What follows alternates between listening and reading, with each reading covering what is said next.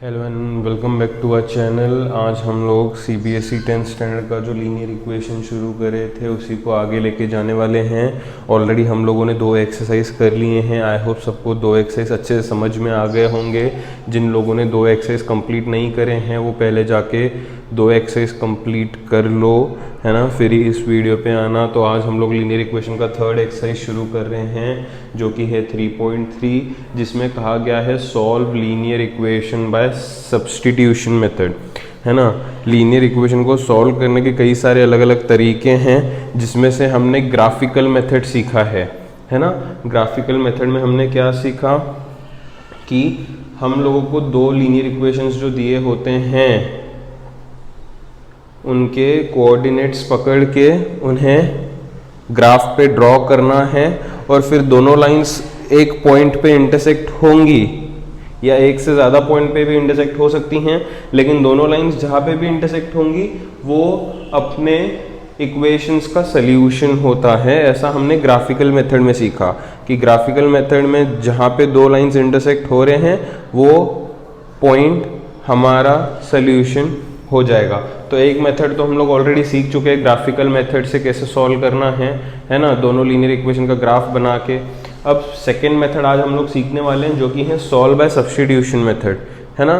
Solve by substitution method, मुझे solve करना है मतलब मुझे ये x और y का वैल्यू ढूंढना है ना। अगर मैंने इन दोनों इक्वेशंस को इस्तेमाल करते हुए x और y का वैल्यू ढूंढ लिया, x और y का वैल्यू ढूंढ लिया, इसका मतलब मेरा सम यहाँ पे सॉल्व हो गया। और यहाँ पे अगर x और y का वैल्यू जो मिलता है, मान लो यहाँ पे x का वैल्यू 2 मिला, y का वैल्यू 4 मिला, मान लो यहाँ पे x का वैल्यू 2 मिला, y का वैल्यू 4 मिला, तो अपना आंसर क्या आएगा, x, y 2, 4, ये अपना आंसर आएगा, है ना।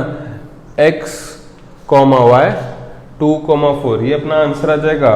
अच्छा, इन इक्वेशंस को सॉल्व करके मुझे ये आंसर मिला, इसका मतलब ये जो आंसर मिला ना 2, 4, इसका मतलब अगर मैं इनका ग्राफ बनाऊंगा तो पॉइंट जो ये दोनों इक्वेशंस है वो ये पॉइंट पे इंटरसेक्ट करेंगे।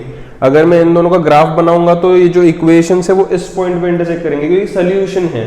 सॉल्यूशन मतलब क्या, ग्राफिकल रिप्रेजेंटेशन में समझा। सॉल्यूशन मतलब क्या, जहां पे लाइंस इंटरसेक्ट करते हैं। तो यहाँ पे जो x और y का वैल्यू मिलेगा ना, उसी का मतलब है कि ग्राफ पे उस पॉइंट पे जो है लाइंस इंटरसेक्ट करेंगी। ठीक है, ये सब तो बातें हो गई। अब मुझे सॉल्व करना है सब्स्टिट्यूशन से। सॉल्व करना है मतलब x और y का वैल्यू ढूंढना है सब्स्टिट्यूशन मेथड से। सब्स्टिट्यूशन मेथड में कुछ भी नहीं है, बहुत ही आसान मेथड है। मुझे क्या करना है, कोई भी एक इक्वेशन सिलेक्ट करना है अपने मर्जी का, उसमें से एक वेरिएबल का वैल्यू निकालना है और वो दूसरे इक्वेशन में पुट करना है। मान लो ये इक्वेशन से मैंने वैल्यू निकाला है तो ये इक्वेशन में पुट करेंगे। मान लो ये इक्वेशन से मैंने वैल्यू निकाला है, वो इक्वेशन में पुट कर देंगे। तो बस सब्स्टिट्यूशन यही है कि एक से वैल्यू निकालो, दूसरे में सब्स्टिट्यूट करो, इससे वैल्यू निकालो, पहले में सब्स्टिट्यूट करो। चॉइस है अपने पास, कोई भी इक्वेशन लेके वैल्यू निकालेंगे एक वेरिएबल का और दूसरे में सब्स्टिट्यूट करेंगे। अब कौन से वेरिएबल का वैल्यू निकालना है, वैसे तो कोई भी निकाल सकते हैं, लेकिन अगर हमको सम आसान तरीके से करना है तो हम लोग एक ऐसा वेरिएबल सिलेक्ट करेंगे जिसका कोएफिशिएंट सबसे छोटा हो या जिसको सम में सब्जेक्ट बनाना आसान हो। सब्जेक्ट बनाना मतलब जिसको अलग करना आसान हो, तो ऐसा हम लोग वेरिएबल सिलेक्ट करते हैं। ठीक है, तो अभी यहाँ पे जो पहला क्वेश्चन है इसको मुझे सब्स्टिट्यूशन से सॉल्व करना है। मैंने क्या बोला, एक इक्वेशन लो, वेरिएबल अलग करो, दूसरे इक्वेशन में सब्स्टिट्यूट करो, या ये इक्वेशन लो, कोई वेरिएबल अलग करो, पहले इक्वेशन में सब्स्टिट्यूट करो। बस मुझे यहाँ पे 2 इक्वेशंस दिए हैं, मैं लिखता हूँ इक्वेशन 1, इक्वेशन 2। अब देख सकते हो इक्वेशन 1 और इक्वेशन 2 बहुत ही दोनों सिंपल से इक्वेशंस हैं, और जितने भी वेरिएबल्स हैं यहाँ पे उन सभी का कोएफिशिएंट 1 है। तो क्योंकि सभी का कोएफिशिएंट भी 1 है तो कोई भी एक इक्वेशन ले लो। ठीक है, मान लो मैं इक्वेशन 1 लेता हूं, मैं लिखता हूं from equation 1 we get, from equation 1 we get, देखो ये इक्वेशन 1 है ना, चाहिए तो मैं एक बार रीराइट करता हूं, x + y = 14। इसमें से x नहीं तो y, किसी को भी अलग कर दो, है ना। इसमें से x नहीं तो y, किसी को भी अलग कर दो। मान लो मैं x को कर रहा हूं, आप लोग y को भी कर सकते हो। अगर मैं x को अलग कर रहा हूं तो y को उधर भेजना पड़ेगा, तो x को अलग कर दिया तो ये क्या हो जाएगा 14 प्लस y उधर गया तो माइनस y, तो x अलग हो गया सबसे, है ना। मैंने इक्वेशन 1 लिया, एक वेरिएबल को अलग किया, अब ये वेरिएबल का वैल्यू दूसरे इक्वेशन में सब्स्टिट्यूट कर दो।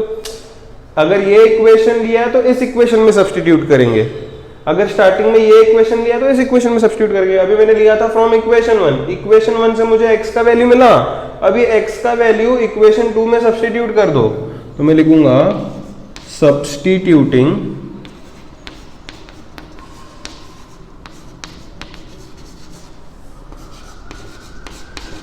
वैल्यू ऑफ x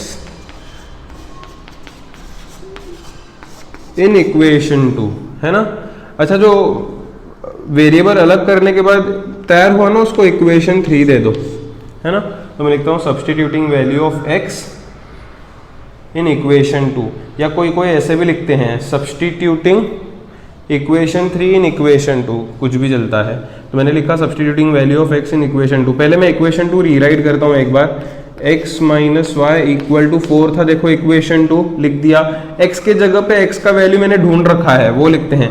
x के जगह पे क्या आएगा पता है, 14 माइनस वाई। देखो ये x के जगह पे आ गया है, आगे क्या है माइनस वाई इक्वल टू 4। अब ब्रैकेट सारा ओपन कर दूं तो मैं 14 माइनस वाई इक्वल टू 4, है ना।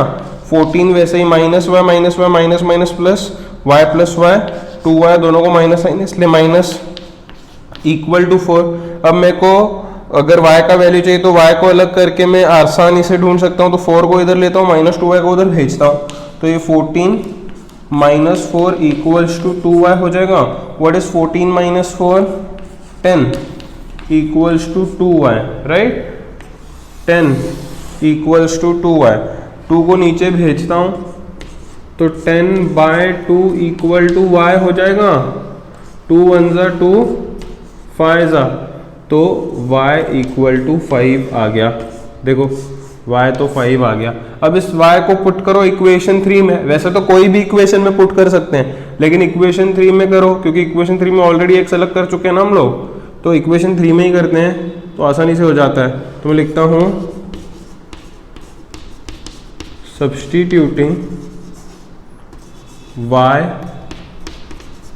इन इक्वेशन 3। तो इक्वेशन 3 में सब्स्टिट्यूट करता हूं तो ये क्या हो जाएगा पता है, x equal to 14 minus y था इक्वेशन 3, तो x equals to 14 minus y कितना मिला 5, तो x इक्वल टू 14 माइनस 5 9 मिलेगा। इस तरीके से मैंने x और y ढूंढ लिया। नीचे सोल्यूशन लिखना होता है हमेशा। सोल्यूशन कैसे लिखते हैं, देखो x comma y equals to x9 comma y5। तो इस तरीके से ये मैंने सब्स्टिट्यूशन से सॉल्व करा। मैंने क्या करा है, इक्वेशन 1 को उठाया है, उसमें से x को अलग किया है और वो x के वैल्यू को इक्वेशन 2 में पुट कर लिया है, बस। उससे मुझे y मिल गया, फिर y मिलने के बाद इक्वेशन 3 में उसका वैल्यू पुट करेंगे तो x मिल जाएगा, है ना। तो काफी सिंपल है। एक इक्वेशन उठाओ, उसमें से एक वेरिएबल अलग करो, वो वेरिएबल का वैल्यू दूसरे इक्वेशन में रख दो, बस उतना ही है, ठीक है। और अभी अगर तुम लोगों को चेक करना है कि तुम्हारा जो आंसर है वो सही आया है या नहीं आया, तो तुम लोग यहाँ पे LHS में सब्स्टिट्यूट कर सकते हो वैल्यू। x का वैल्यू 9 था, y का वैल्यू 5 था, तो 9 प्लस 5 इक्वल टू 14 आ रहा है ना। यहाँ पे भी देखो 9 माइनस 5 इक्वल टू 4 आ रहा है ना। दोनों को ये अपना आंसर सेटिस्फाई करा है, मतलब 100% करेक्ट करा है। अगर चाहिए तो ऐसा चेक कर सकते हो, है ना, अगर चाहिए तो, ठीक है। सेकंड क्वेश्चन पे आते हैं। सेकंड क्वेश्चन में दिया है s minus t equal to 3, s upon 3 plus t upon 2 equal to 6। अब यहाँ पे आसान, अच्छा पहले तो मैं इसको ना इक्वेशन 1 मान लेता हूँ, इसको मैं इक्वेशन 2 मान लेता हूँ। अब दोनों में से आसान कौन सा इक्वेशन लग रहा है, ऑब्वियसली यहाँ पे इक्वेशन 1 जो है वो आसान लग रहा है, तो इक्वेशन 1 को लेके मैं कोई भी वेरिएबल अलग कर दूंगा, है ना। वैसे इक्वेशन 2 से भी कर सकते हैं, लेकिन इक्वेशन 2 थोड़ा सा कॉम्प्लिकेटेड है ना, तो कॉम्प्लिकेशंस में जाना ही क्यों है, जहां पे इक्वेशन 1 इजी है ना, सिंप्लीफाइड है ना। तो मैं क्या लिखता हूं, from equation 1 we get, equation 1 क्या है, s minus t equal to 3, ये है इक्वेशन 1। अब ये इक्वेशन 1 में से s का वैल्यू तो अलग करो, नहीं तो t का वैल्यू तो अलग करो, चॉइस है तुम्हारे पास। देखो मैं s का वैल्यू अलग करूंगा, s का वैल्यू अलग करने पे क्या होगा, माइनस टी उधर जाएगा तो प्लस टी हो जाएगा। अगर मुझे एक चीज हमेशा याद रखो, कोई भी वेरिएबल अगर अलग करते हो तो वो वेरिएबल का साइन पॉजिटिव होना चाहिए, समझ में आ रहा है, उस वेरिएबल का साइन हमेशा पॉजिटिव। यहाँ पे अगर मुझे t को अलग करना है तो t को पॉजिटिव करना पड़ेगा, इसका मतलब t को उधर भेजना पड़ेगा और 3 को इधर भेजना पड़ेगा। कोई भी वेरिएबल अगर मुझे अलग करना है तो वो हमेशा पॉजिटिव होना चाहिए ना। तो माइनस, अगर मुझे t चाहिए था, t का वैल्यू चाहिए, तो माइनस टी नहीं रख सकता मैं, है ना, मुझे पॉजिटिव करना पड़ेगा अगर t को सब्जेक्ट करना है, अलग करना है तो माइनस टी को उधर भेजना पड़ेगा, 3 को इधर भेजना पड़ेगा, तो t पॉजिटिव में भी आ जाएगा और अलग भी हो जाएगा। अब चॉइस तुम्हारे पास है, s को करना है या t को करना है, मैं s को कर रहा हूँ, ठीक है। s को अलग करने के लिए माइनस टी को उधर भेजेंगे तो s इक्वल टू क्या हो जाएगा, 3 प्लस टी। तो ये मैंने s का वैल्यू ढूंढ लिया है, देखो इसको इक्वेशन 3 दे देते हैं। कहाँ से ढूंढा s का वैल्यू, इक्वेशन 1 से ढूंढा है तो 2 में पुट करेंगे। तो मैं लिखता हूं substituting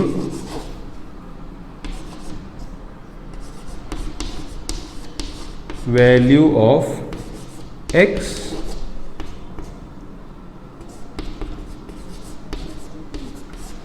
in equation 2। इक्वेशन 2 को पहले मैं रीराइट करता हूँ, s/3 plus t/2 equal to 6। s के जगह पे s का जो वैल्यू निकाला है क्या है वो देखो, 3 प्लस टी है अपॉन 3, s के जगह पे वैल्यू लिखा प्लस t/2 इक्वल टू 6। अब एक चीज़ हमेशा याद रखो, कभी भी डिनोमिनेटर अलग अलग रहता है तो डिनोमिनेटर को सेम करने के लिए या तो क्रॉस मल्टीप्लिकेशन या एलसीएम जो भी है वो करते हैं, दोनों का मतलब एक ही है। तो 2 अगर इधर ऊपर आएगा तो 2 ब्रैकेट में 3 प्लस टी प्लस 3 अगर ऊपर जाएगा तो 3t हो जाएगा अपॉन 3 2 जा 6 हो जाएगा इक्वल टू 6। आई होप सभी को यहाँ पे समझ रहा है मैं क्या बोलने की कोशिश कर रहा हूँ। अब क्या कर सकते हो, इस 6 को ऊपर भेज सकते हो और 2 को भी अंदर मल्टीप्लाई कर सकते हो। तो 2 इंटू 3 6 हो जाएगा, 2 इंटू टी 2t हो जाएगा प्लस 3t हो जाएगा, है ना। ये 2 को तो अंदर मल्टीप्लाई कर दिया, 6 को भी ऊपर भेज देते हैं तो ये क्या हो जाएगा पता है, 6 इंटू 6 हो जाएगा। तो यहाँ पे क्या होगा, ये 6 तो वैसे ही रहेगा, 2t प्लस 3t 5t, तो 6 plus 5t equals to 6 into 6 is 36। 6 को अगर दूसरे तरफ भेजेंगे तो ये हो जाएगा 36 माइनस 6 ना, क्योंकि मुझे t का वैल्यू ढूंढना है ना अभी। तो 5t इक्वल टू 30 हो जाएगा, तो t इक्वल टू 30/5, 5 1 जा 5 6 जा, तो t का वैल्यू 6 आया। जो भी t का वैल्यू आया इक्वेशन 3 में पुट करके s का वैल्यू ढूंढ लो। Substitute t equal to 6 in equation 3। Equation 3 क्या है, s equal to 3 plus t है, s इक्वल टू 3 प्लस 6 हो जाएगा, s इक्वल टू 9 हो जाएगा। तो इसका सल्यूशन क्या आएगा, s कॉमा t क्या है, s 9 क्या है, t 6। ठीक है, तो इस तरीके से सेकेंड क्वेश्चन भी हमने सॉल्व करा। कुछ भी नहीं है, एक इक्वेशन लो, उसमें से कोई भी एक वेरिएबल का वैल्यू निकालो और वो दूसरे इक्वेशन में पुट करो, सब्स्टिट्यूट करो। समझ में आ रहा है। इससे क्या होता है, अगर मैंने एक वेरिएबल का वैल्यू निकाला है तो जो वेरिएबल का वैल्यू मैंने निकाला है वो दूसरे वेरिएबल के टर्म्स में आ जाता है। और अगर वो वैल्यू मैं इक्वेशन में पुट करता हूँ तो पूरा इक्वेशन जो है वो सिंगल वेरिएबल में चला जाता है। सिंगल वेरिएबल में जाने की वजह से हम लोग उसको आसानी से सॉल्व करके उसका वैल्यू ढूंढ सकते हैं और उसको पुट करके दूसरे इक्वेशन में दूसरे वेरिएबल का भी वैल्यू ढूंढ सकते हैं। तो सब्स्टिट्यूशन माने क्या, माने कोई भी एक इक्वेशन लो, एक वेरिएबल का वैल्यू निकालो और दूसरे इक्वेशन में सब्स्टिट्यूट करो। क्लियर है, बस इतना ही है, ठीक है। आई होप सबको दोनों क्वेश्चन समझे होंगे। स्क्रीन पॉज करके नोट कर लो। तो आइए स्टार्टिंग के दो सब क्वेश्चंस करने के बाद जाते हैं आगे के कुछ क्वेश्चंस पे। तो यहाँ पे सब क्वेश्चन जो 3 है जिससे मुझे सब्स्टिट्यूशन से सॉल्व करना है वो है 3x minus y equal to 3, 9x minus 3y equal to 9। तो इसमें से कोई भी एक इक्वेशन कंसीडर करो। इसको मैं मानता हूँ इक्वेशन 1, इसको मैं मानता हूँ इक्वेशन 2। अब मैंने बोला है कि कौन सा भी इक्वेशन सिलेक्ट करो, वो तो बात है सही, लेकिन हम लोग ऐसा सिलेक्ट करेंगे ना जिसमें से वेरिएबल को सेपरेट करना आसान हो, राइट। तो इक्वेशन 1 और इक्वेशन 2 में अगर ध्यान से देखोगे तो सबसे छोटा कोएफिशिएंट यहाँ पे y का है जो कि 1 है ना। जिसका कोएफिशिएंट 1 होता है उसको सेपरेट करना सबसे आसान होता है, राइट। तो मैं इसमें से y को सेपरेट कर लूँगा, वो आसानी से हो जाएगा क्योंकि y अकेला है, बाकी सब में 3 है, 9 है, कुछ कोएफिशिएंट है, लेकिन यहाँ पे y अकेला है तो उसको आसान करना, अलग करना सबसे आसान होगा यहाँ पे। तो इक्वेशन 1 से मैं y को अलग करता हूँ, ठीक है। तो मैं यहाँ पे लिखता हूँ, आई होप समझ रहे हो सभी, फ्रॉम इक्वेशन 1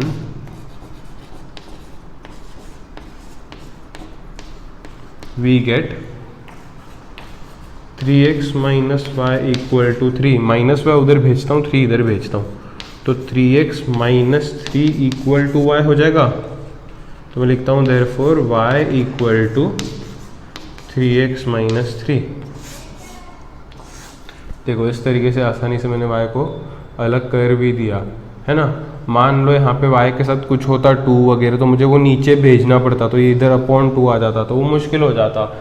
समझो मेरे को 3x को अलग करना होता तो मेरे को पहले y को उधर शिफ्ट करना होता और 3 को डिवीजन में भेजना होता, जो कि थोड़ा सा मुश्किल हो जाता। तो इस हिसाब से हम लोग ऐसा कोई वेरिएबल ढूंढने की कोशिश करते हैं जो आसानी से अलग हो जाए। यहाँ पे सबसे ईजी जो वेरिएबल था जिसे अलग कर सकते थे वो था y, जिसको मैंने अलग कर दिया है यहाँ पे। आई होप सभी को समझा होगा। इसको इक्वेशन 3 दे दो, है ना। अभी इक्वेशन 1 से मैंने y का वैल्यू ढूंढा है तो ये y का वैल्यू इक्वेशन 2 में अपन पुट करेंगे। तो मैं लिखता हूँ सब्स्टिट्यूटिंग, समझ लेना, सब्स्टिट्यूटिंग y इन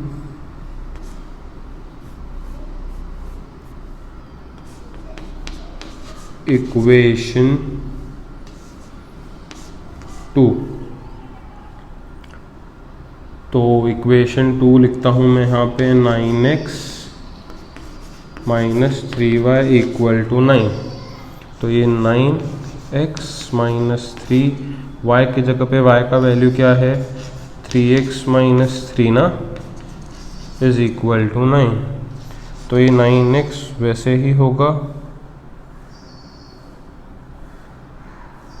माइनस 3 इंटू 3 माइनस 9x हो जाएगा, माइनस 3 इंटू माइनस 3 प्लस 9 हो जाएगा, ये अंदर मल्टीप्लाई करा है इक्वल टू 9। तो ये 9x माइनस 9x कैंसिल हो जाएगा, क्या रहेगा देखो 9 इक्वल टू 9, मतलब वेरिएबल यहाँ पे रहा ही नहीं, तो ये क्वेश्चन सॉल्व करना पॉसिबल है ही नहीं। अगर ऐसा सिचुएशन आता है जहाँ पे सारे वेरिएबल्स कैंसिल हो जाते हैं और सिर्फ कांस्टेंट्स इक्वल रह जाते हैं LHS RHS में, इसका मतलब है ये केस है इन्फिनाइटली मैनी सॉल्यूशंस का, ये केस है इन्फिनाइटली मैनी सॉल्यूशंस का। यहाँ पे इतने सारे सॉल्यूशंस मिलेंगे, इतने सारे सॉल्यूशंस मिलेंगे जो कि मुझे यहाँ पे ढूंढना पॉसिबल है ही नहीं। इन्फिनाइटली मैनी सॉल्यूशन समझ रहे हो ना कितने होते हैं, है ना। अगर कोई यूनिक सोल्यूशन वगैरह होता है तो वो मुझे मिल जाता है, जैसे पिछले 2 क्वेश्चंस में मिला, लेकिन ये क्वेश्चन में मुझे सोल्यूशन नहीं मिल रहा है क्योंकि यहाँ पे सिर्फ कांस्टेंट्स इक्वल रह गए LHS और RHS में। जब भी ऐसा सिचुएशन अराइज होता है जहाँ पे सारे वेरिएबल्स कैंसिल हो जाके कांस्टेंट्स बचते हैं सिर्फ, तो उस केस में लिखना है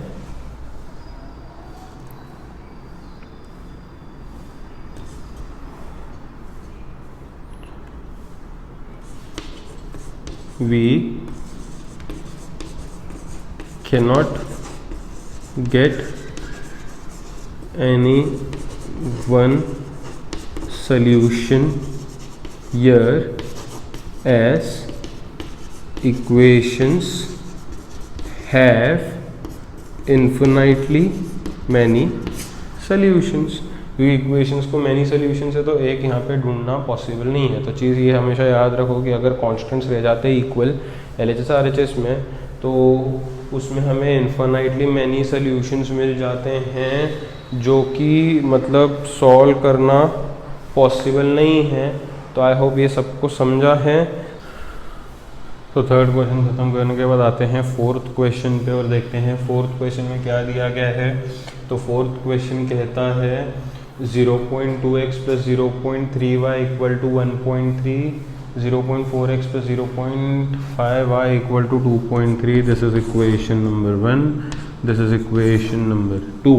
ओके, तो इसमें से देखो कौन से वेरिएबल का कोएफिशिएंट सबसे छोटा लग रहा है। सबसे छोटा देखो xy, सबसे छोटा कौन सा है 0.2 है, जो कि इक्वेशन 1 में ही आता है। तो उसी को हम लोग अलग करेंगे क्योंकि सबसे छोटा वही है।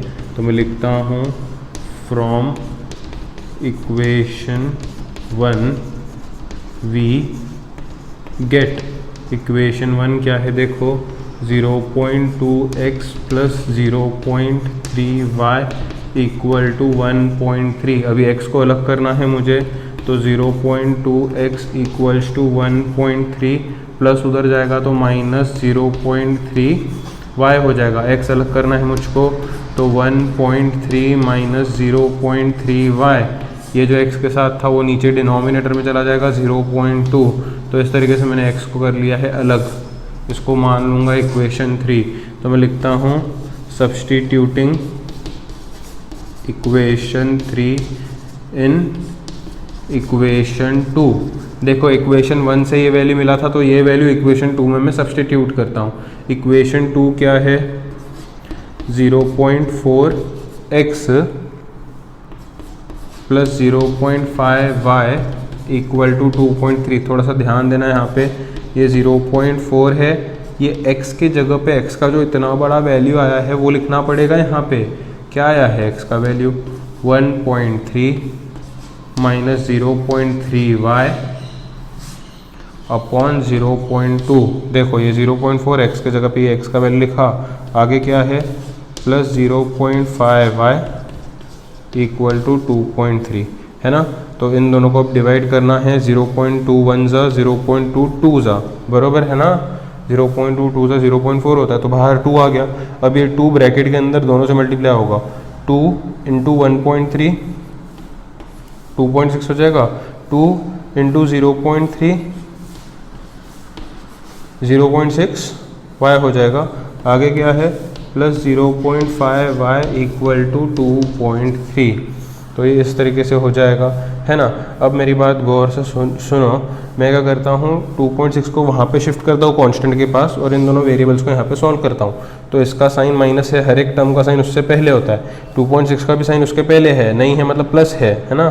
तो ये क्या है 0.6 का साइन माइनस है, ये 0.5 का साइन प्लस है, माइनस प्लस माइनस। तो 0.6 में से 0.5 माइनस करोगे तो ये हो जाएगा 0.1y। दोनों में से ग्रेटर कौन है 0.6 है, उसका साइन माइनस है इसलिए माइनस। एडिशन सब्ट्रैक्शन में हमेशा ग्रेटर नंबर का साइन लेते हैं। ये 2.3 है, 2.6 उधर गया तो -2.6 हो जाएगा। तो ये क्या होगा देखो -0.1y = 2.3 - 2.6 -0.3 हो जाएगा। दोनों तरफ का माइनस में कर देता हूँ कैंसिल।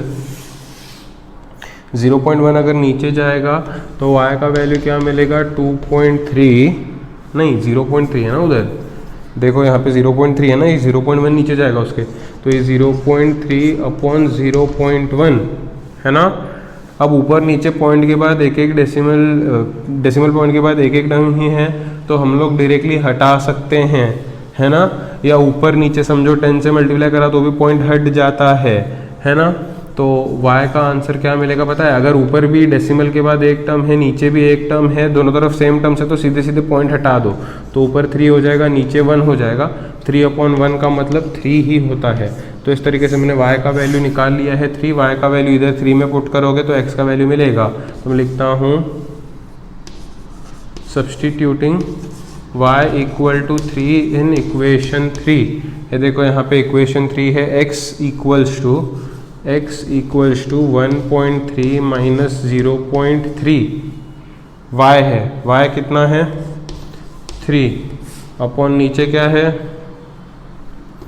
0.2, तो x इक्वल टू क्या हो जाएगा 1.3 माइनस 0.3 इंटू 3 0.9 अपॉन 0.2, तो x इक्वल टू क्या होगा 1.3 माइनस 0.9 0.4 हो जाएगा अपॉन 0.2, 0.2 1 जा 0.2 2 जा, तो x इक्वल्स टू 2 आ जाएगा। तो यहाँ पे अपन सोल्यूशन लिख सकते हैं। सोल्यूशन क्या आया x, y 2,3, ये तरीके का सोल्यूशन आया।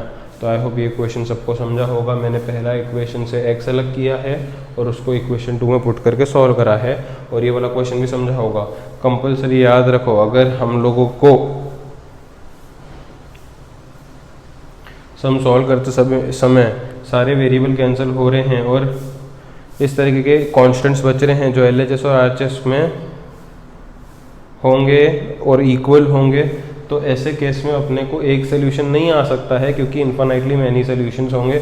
यहाँ पे चाहिए तो एक और स्टेटमेंट ऐड करो, ये जो 9 इक्वल टू 9 है, दिस इज ट्रू लिख दो, this condition is true, this condition is true, we can not get one answer as equations have infinitely many solutions, ऐसा बोल के लिख दो। तो ये कंडीशन भी याद रखो, वो सम भी बढ़िया तरीके से कर लो, तो आगे हम लोग बढ़े। फिर आइए तो चलते हैं इस रोम नंबर के आखिरी के 2 क्वेश्चंस पे, जहाँ पे हमें फिर सब्स्टिट्यूशन मेथड से दोनों को सॉल्व करना है। तो 5th क्वेश्चन कहता है √2x plus √3y equal to 0, और दूसरा है √3x minus √8y equal to 0। तो फिर इसको मैं इक्वेशन 1 बोलता हूँ, इसको मैं इक्वेशन 2 बोलता हूँ। यहाँ पे फिर सबसे छोटा √2 ही है, तो √2 किसके साथ आता है, x के साथ आता है। इसका मतलब मुझे x को अलग करना है यहाँ पे, है ना। तो मैं लिखता हूँ फ्रॉम 1 वी गेट, है ना। मैं प्रेफर करता हूँ सबसे छोटे वाले को अलग करना, बाकी चॉइस तो तुम्हारे पास है, कर तो कोई भी वेरिएबल को अलग सकते हैं, ठीक है। तो फ्रॉम इक्वेशन 1 रीराइट करता हूँ मैं √2x plus √3y equal to 0। अगर मुझे x को अलग करना है तो √3y को उधर भेजना पड़ेगा, तो यहाँ पे ये क्या होगा, देखो यहाँ पे √2x इक्वल टू √3y, अगर उधर में शिफ्ट करूँगा तो माइनस √3y हो जाएगा। अगर √2 को नीचे भेजूँगा तो x equal to minus √3y upon √2 हो जाएगा। हाल फिलहाल इसको इतना ही छोड़ते हैं और इसको इक्वेशन 3 कह देते हैं। अब ये इक्वेशन 1 से मिला तो इक्वेशन 2 में से सब्स्टिट्यूट करते हैं। तो मैं लिखता हूँ सब्स्टिट्यूटिंग इक्वेशन 3 इन इक्वेशन 2। तो इक्वेशन 3 को इक्वेशन 2 में सब्स्टिट्यूट करते हैं, तो देखो क्या होगा। इक्वेशन 2 जो है वो है √3x माइनस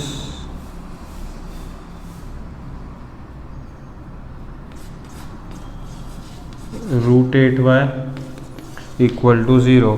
तो ये √3 वैसे ही रखता हूँ मैं, x की जगह पे ये पूरा वैल्यू लिख देता हूँ मैं। क्या है देखो वो minus √3y upon √2 minus √8y equal to 0 हो जाएगा। तो ये न्यूमरेटर से पहले तो मल्टीप्लाई हो जाएगा, √3 इंटू √3 3 हो जाएगा, माइनस वैसे ही है तो ये -3y हो जाएगा अपॉन √2 माइनस रूटेड वाई हो जाएगा इक्वल्स टू 0, है ना। तो देखो यहाँ पे एक्चुअली सम को मैं यहाँ पे से ही डायरेक्टली कर भी सकता हूँ, लेकिन समझाने के लिए थोड़ा सा एक्स्ट्रा कर रहा हूँ मैं। क्रॉस मल्टीप्लिकेशन करते हैं, 1 इंटू -3y बीच में minus √2 into √8 √16, √2 into √8, 8 to the 16 ना, तो √2 into √8 √16 is 4, root of 16 is 4, तो ये 4 हो जाएगा। और अपॉन नीचे कॉमन में √2 इंटू 1 √2 हो जाएगा, तो मैंने क्रॉस मल्टीप्लाई कराया और कुछ भी नहीं, इक्वल टू 0। अच्छा, √2 0 के पास गया तो 0 इंटू एनीथिंग इज 0, √2 0 के पास गया तो 0 हो गया। तो यहाँ पे -3y -4y minus minus plus होके -7y बचेगा इक्वल टू 0। -7 को नीचे भेजोगे तो 0 अपॉन एनीथिंग इज 0, तो y का आंसर 0 मिलेगा।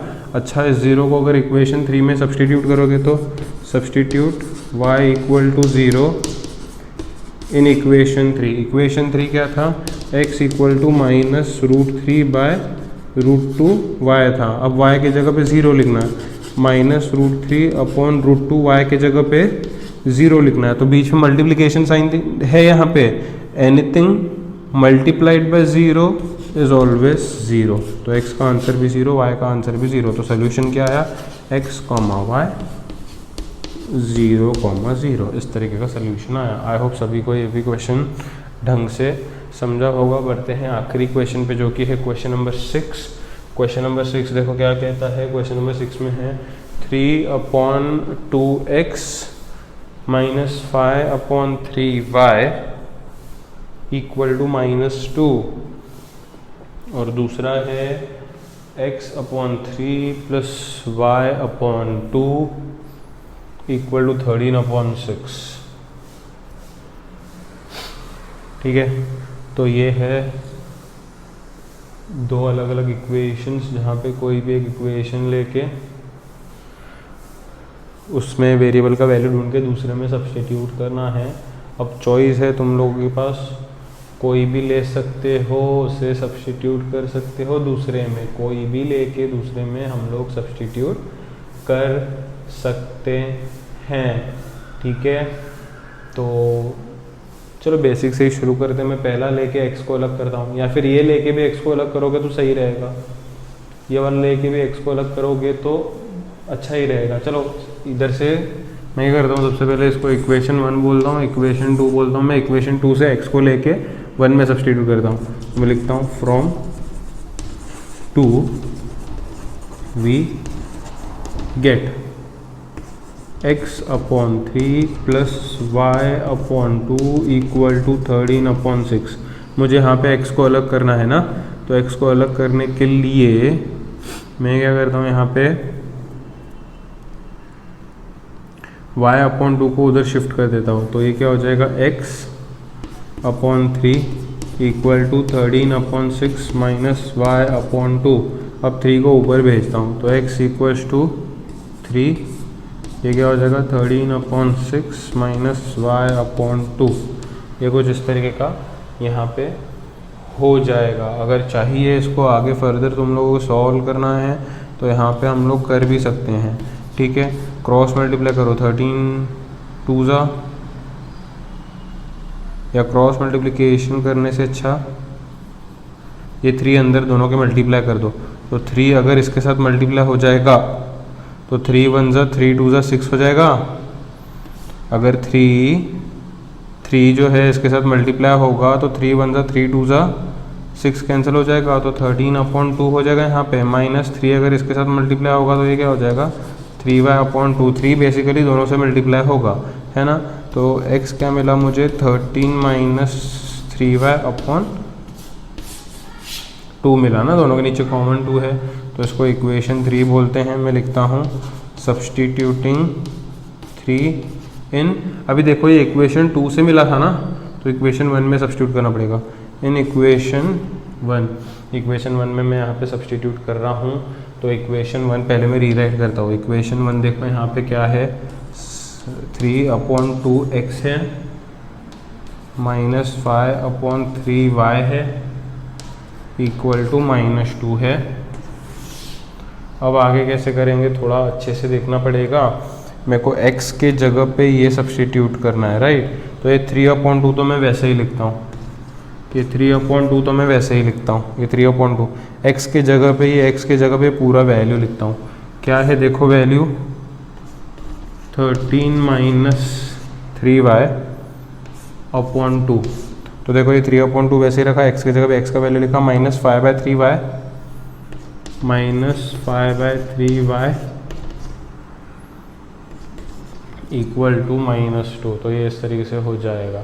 आई होप ये सभी को समझा होगा, किसी को डाउट नहीं होगा, किसी को प्रॉब्लम नहीं होगा, है ना। तो अब इसको आगे अगर फर्दर मुझे सॉल्व करना है तो ये 3 न्यूमरेटर में इन दोनों से मल्टीप्लाई करता हूँ। 3 × 13 39, 3 × -3 -9y। तो 3 अंदर दोनों से मल्टीप्लाई हो गया, नीचे क्या हो जाएगा 2 × 2 = 4, है ना। ऊपर 2 टर्म्स थे ब्रैकेट में रखा, नीचे तो इंडिविजुअल है, 2 × 2 = 4 हो जाएगा। -5/3y equal to -2। देखो डिनोमिनेटर अभी भी अलग है, ये एक टर्म है इसका डिनोमिनेटर 4 है, ये एक टर्म है इसका डिनोमिनेटर 3 है। अलग अलग डिनोमिनेटर है, क्रॉस मल्टीप्लाई करेंगे तो 3 इधर आएगा, 3 ब्रैकेट में क्या है 39 - 9y, समझ रहे हो। 3 इधर आ गया, 4 इधर जाएगा, -4 5 सीधे सीधे 20y हो जाएगा अपॉन 4 3 नीचे 12 हो जाएगा। देखो 3 इधर आया, 4 उधर गया, नीचे के दोनों आपस में मल्टीप्लाई हो गए इक्वल्स टू -2। तो अब इसको करना शुरू करते हैं सॉल्व। 12 को ऊपर भेजने का, ये 3 अंदर मल्टीप्लाई करने का। 39 3 कितना होगा, 3 9 27, 3 3 9 10 11 117 हो जाएगा। 3 × 9 27y। तो ये 3 जो है वो ब्रैकेट में दोनों से मल्टीप्लाई हुआ, आगे क्या है -20y है, तो ये 3 ऊपर मल्टीप्लाई हुआ, आगे -20y। वैसे ही 12 को ऊपर भेजते हैं तो -2 × 12 हो जाएगा, राइट। इस 117 को वैसे ही रखता हूँ, माइनस माइनस प्लस हो जाएगा, 27 + 20 47y हो जाएगा। दोनों माइनस इसलिए माइनस, वैसे भी ग्रेटर नंबर माइनस ही है, इक्वल टू माइनस यहाँ पे क्या होगा 24 हो जाएगा। 117 को उधर शिफ्ट करते हैं, तो या फिर एक और चीज़ हो सकती है, यहाँ पे 117 को इधर ही रखते हैं, -24 इधर लेके आते हैं, +24 हो जाएगा, और -47 उधर भेजते हैं तो +47y हो जाएगा। देखो मैंने क्या किया है, 117 को इधर ही रखा है, -24 इधर शिफ्ट करा है और -47 उधर शिफ्ट करा है। तो 117 और 24 को ऐड करोगे तो कितना आएगा, देखो 117 और 24 को अगर ऐड करोगे तो कितना आएगा 141 इक्वल टू 47y। 47 को नीचे डिवाइड करता हूँ तो 141 divide by 47 equal to y। 47 1 = 47 3 ज़ा, राइट। बरोबर। तो y का वैल्यू मुझे यहाँ पे 3 निकल के आया है। अब ये y का वैल्यू मुझे पुट करना है इधर इक्वेशन 3 में, तो मुझे x का वैल्यू निकल के आएगा। आई होप सब लोग पुट कर सकते हो। y के जगह पे बस 3 पुट करना है, तो 3 3 ज़ा 9 हो जाएगा, 13 - 9 4 हो जाएगा, 4/2 मिलेगा x का वैल्यू। ये y का वैल्यू जो 3 है वो इक्वेशन 3 में सब्स्टिट्यूट करना, x का वैल्यू 2 आ जाएगा।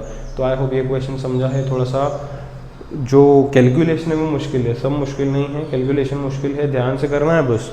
ये तो मतलब मुश्किल भी नहीं कहूँगा, कैलकुलेशन लंबा है बस, है ना। इसमें मुश्किल ही क्या है, क्रॉस मल्टीप्लाई करो, सॉल्व करो, बच्चों की तरह लोअर स्टैंडर्ड्स में करते थे ये सब चीज़। तो मैंने क्या करा था, यहाँ पे इक्वेशन 2 लिया था, x को अलग करने के लिए y/2 को उधर शिफ्ट करा था और ये 3 को ऊपर शिफ्ट करा था। अब मैंने क्या करा, ये 3 अंदर दोनों से मल्टीप्लाई करा था। 3 × 13/6 अगर मैं करूँगा, देखो 3 × 13/6 अगर मैं करूँगा तो 3 1 ज़ा 3 2 ज़ा हो जाएगा, तो 13/2 बचेगा, और 3 × y/2 करूँगा तो 3y/2 बचेगा। दोनों को नीचे 2 था, कॉमन में 2 दी, तो x का वैल्यू मिल गया मुझे इक्वेशन 2 से।